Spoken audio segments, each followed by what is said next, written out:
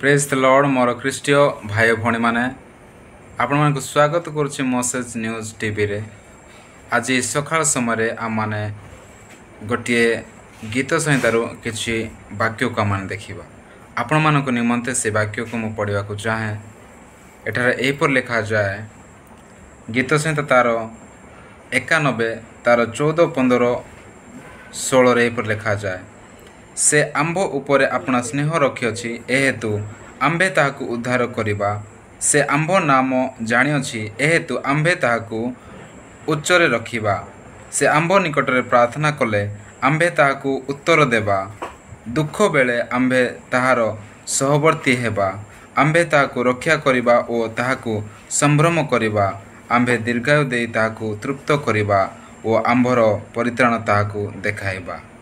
मोर प्रिय माने एठारे आम देखुछु प्रथम 14 पद लिखा जाए से आंभ उपरे अपना स्नेह रखिअछि। जो व्यक्ति ईश्वर निकटरे ईश्वर को प्रेम करती ईश्वर वाक्य को पालन करती एठार लिखा जाए एहेतु आंभे ताहाकु उद्धार करिबा।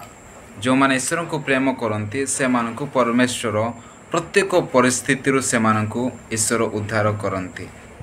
आउ लिखा जाए से आंभ नाम जानिअछि एहेतु आंभे ताहाकु उच्चरे रखिबा।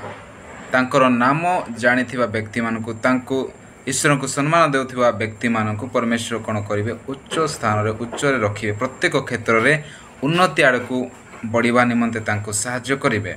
आउ 15 पद लिखा जाए से आंभ निकटरे प्रार्थना कले आंभे ताहाकु उत्तर देबा। मोर प्रिय माने समस्ते आम माने चाहूँ जे प्रार्थनार उत्तर मिलू बोली। तो उत्तर मिलबार आम मानकर उपाय सहज उपाय एठार लिखा जाए से आंभ निकट प्रार्थना कले आंभे ताहाकु उत्तर देबा। जदि ईश्वर को आम प्रेम करुछु तेबे आम जहाँ भी प्रार्थना करुछु परमेश्वर कौन करेंगे तांकरी समय अनुसार से आम मानकु उत्तर देबे। आ लिखा जाए दुख बेले आंभे ताहार सहवर्ती हेबा। आंभे ताहाकु रक्षा करिबा ओ ताहाकु संभ्रम करिबा। मोर प्रिय माने केते खुशीर विषय अटे जे दुख बेले अनेक लोक माने समस्ते कहीं ना कहीं मते साहाय्य करंतु कहीं ना कहीं मते हेल्प करंतु यह समस्ते चाहती।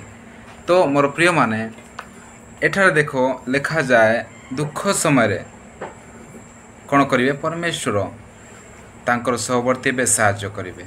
आंभे ताहाकु रक्षा करिबा परमेश्वर आमनकु रक्षा करिवे। आउ कौन करिवे संभ्रम करिवे उच्छरे रखिवे। आंभे दीर्घायु देई ताहाकु तृप्त करिबा।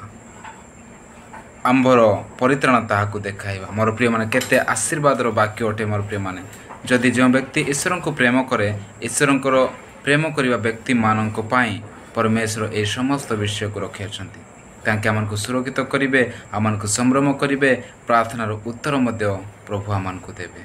मोर प्रिय माने आपण माने एही समय पर्यंत ए वाक्य को सुनियाछ ग्रहण करियछ सेते प्रभु आपण समस्त को आशीर्वाद करंतु। आमेन।